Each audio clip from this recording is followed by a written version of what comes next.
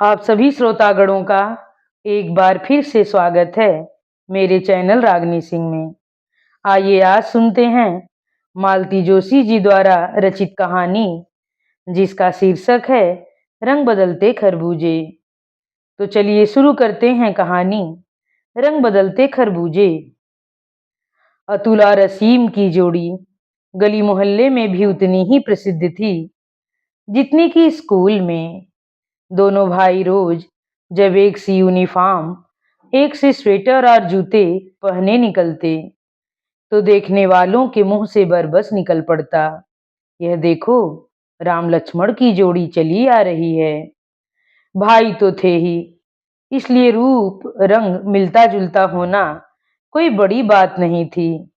पर विधाता ने विद्या बुद्धि बांटते समय भी पक्षपात नहीं किया था। यूं तो दोनों की कक्षाएं अलग थीं। अतुल 9वीं में था और असीम 11वीं में। पर दोनों अक्सर परीक्षा में पहले 5 छात्रों में होते थे। पढ़ाई के अतिरिक्त भी वे सब के लिए आकर्षण का केंद्र थे। अतुल के गीतों पर सुनने वाले झूम उठते तो असीम का कविता पाठ सबको मोह लेता। स्नेह सम्मेलन हो या पिकनिक पार्टी, दोनों सब पर छाए रहते। दोनों के मित्रों की काफी बड़ी संख्या थी और अपनी अपनी टोली के दोनों सिरमौर थे। ऐसी थी दोनों भाइयों की जोड़ी, मम्मी पापा जिनके लिए गर्व से भर उठते थे। वे दोनों उन भाग्यवान बच्चों में से थे जो घर और बाहर सबकी आंखों के तारा होते हैं। फिर भी एक उदासी थी जो उनके मम्मी पापा पर अक्सर छा जाती थी। बात ऐसी बड़ी भी न थी कि शिकायत की जा सके, फिर भी सोचने को मजबूर कर देती थी। बात यह थी कि यह राम लक्ष्मण घर में प्रवेश करते ही राम रावण बन जाते। कब किस बात को लेकर वे झगड़ पड़ेंगे इसका कुछ ठीक न था। बचपन में जब ये लोग लड़ते थे तो मम्मी कभी पुचकार कर, कभी डांट कर और कभी कभी एकाध चपत लगा कर इनको समझा लिया करती थी। तब ये आशा बनी रहती थी कि अभी बच्चे हैं, थोड़े दिन बाद अपने अपने समझ आ जाएगी। बच्चे थे कि बड़े होने पर ही नहीं आते थे। अब तो मम्मी में बीच बचाव करने का भी हौसला नहीं रहा था। जब इन लोगों में जंग छिड़ जाती तो वह चुपचाप एक कोने में बैठकर कानों पर हाथ रखे बस सुनती रहती। और फिर एक बार की बात हो तो कोई समझाए भी, यहाँ तो सुबह से ही चकचक शुरू हो जाती। बाथरूम में पहले मैं जाऊंगा, तूने मेरे तौलिए से हाथ क्यों पोंछे? यह तेल की शीशी तुमने खुली छोड़ी है? मेरा ब्रश तुमने जानबूझकर नीचे गिराया है? मेरी मेज पर तुम्हारी कॉपी क्यों आई है? तुमने मेरी कविता की कॉपी क्यों खोली? मतलब यह कि बीसियों बातें थीं जिनसे झगड़े का श्री गणेश हो जाता था। फिर उनकी कर्कश चीख पुकार सुनकर यही लगता कि हे भगवान, कब 11 बजे और कब ये राक्षस घर से विदा हों। यहाँ तक कि रात में भी जब तक दोनों सो नहीं जाते घर में शांति नहीं होती थी। रेडियो पर बढ़िया नाटक आता रहता और दोनों अपनी अपनी पसंद का प्रोग्राम सुनने के लिए झगड़ते रहते। कई बार तो यह लड़ाई सिर्फ रेडियो के पास वाली कुर्सी को लेकर ही होती थी। अतुल देर तक पढ़ता रहता तो असीम की आंखों में रोशनी चुभने लगती।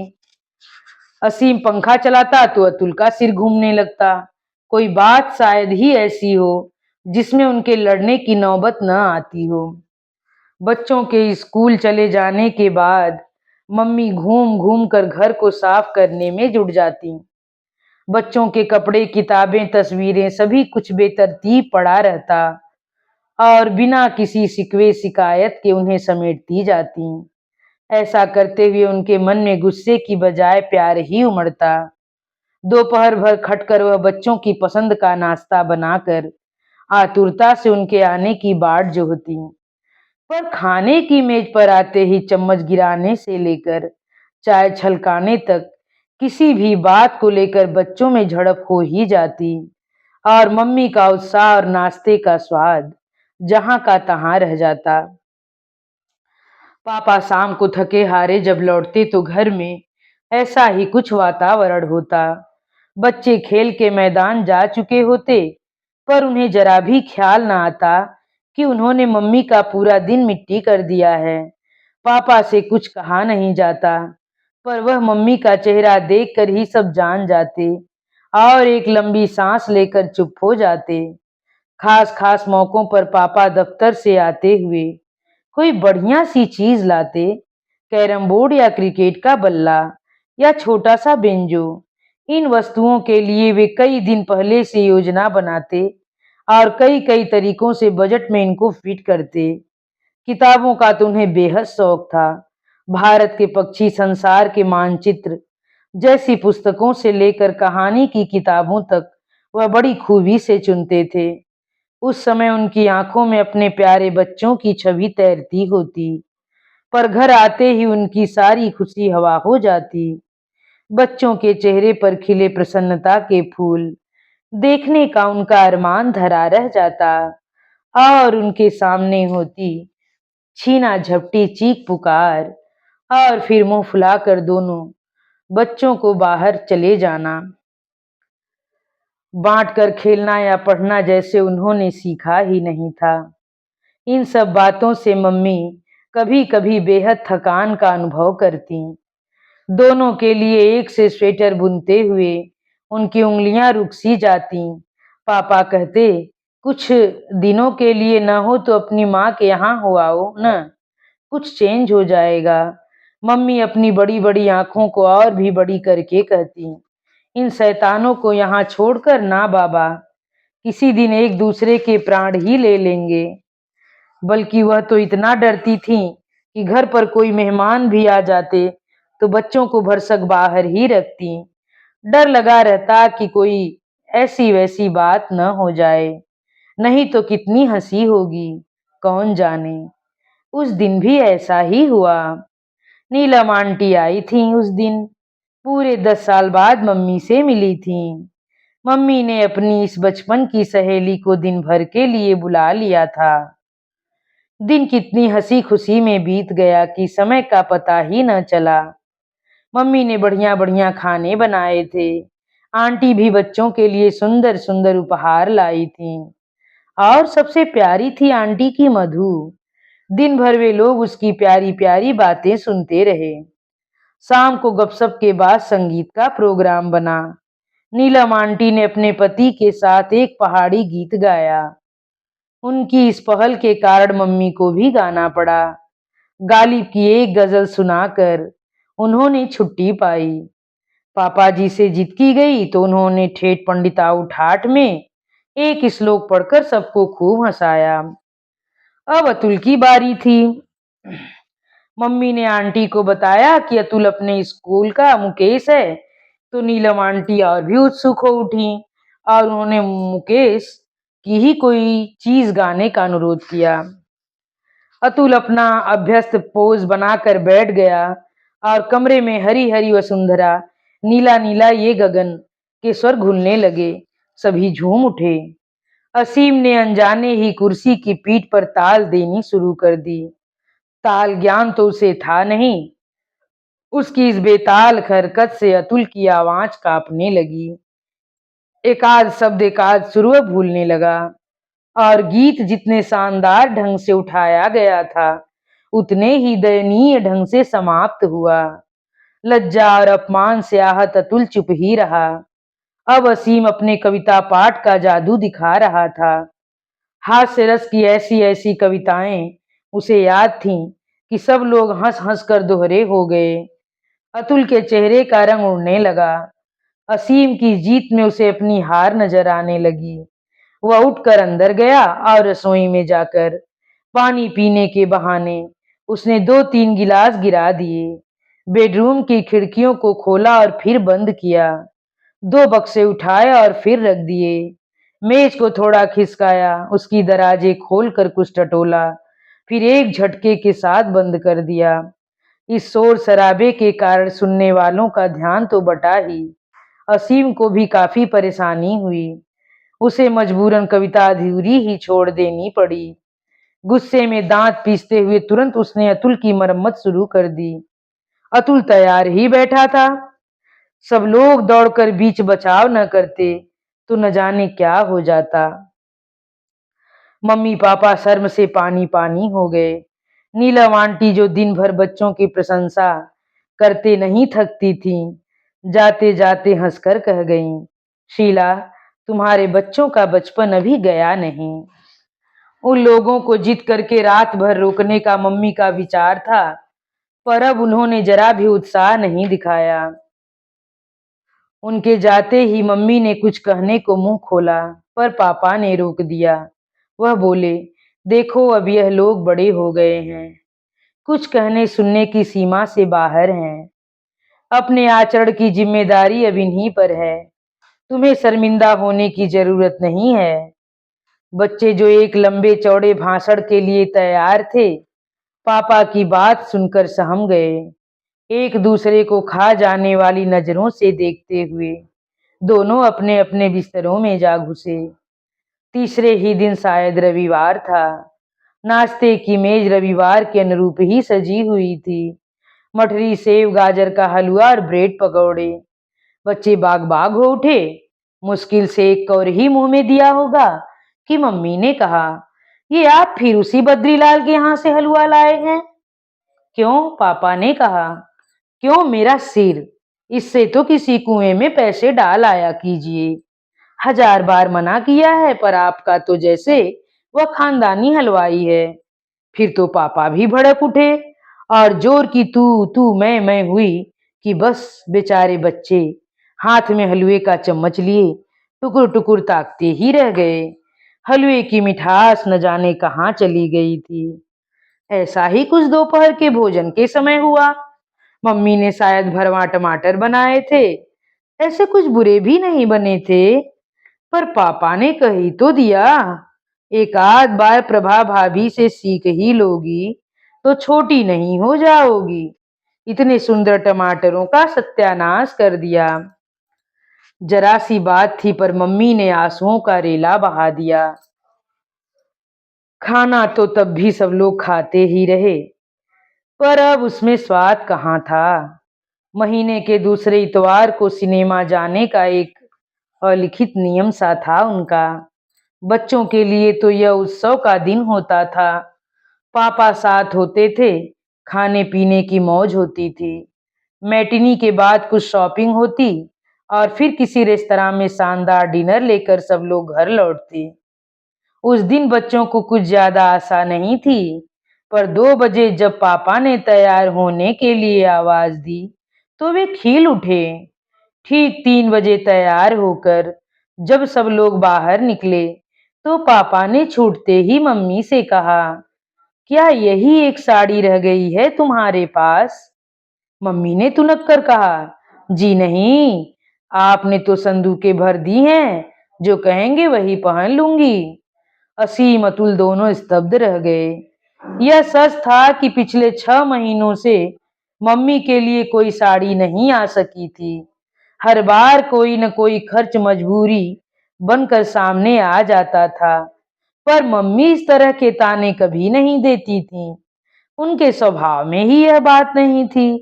कपड़े वह बड़ी हिफाजत से पहनती थीं। पुरानी से पुरानी साड़ी भी उन पर नई ही लगती। पता नहीं आज दोनों का मूड क्यों ऑफ था। रास्ते भर कोई कुछ नहीं बोला।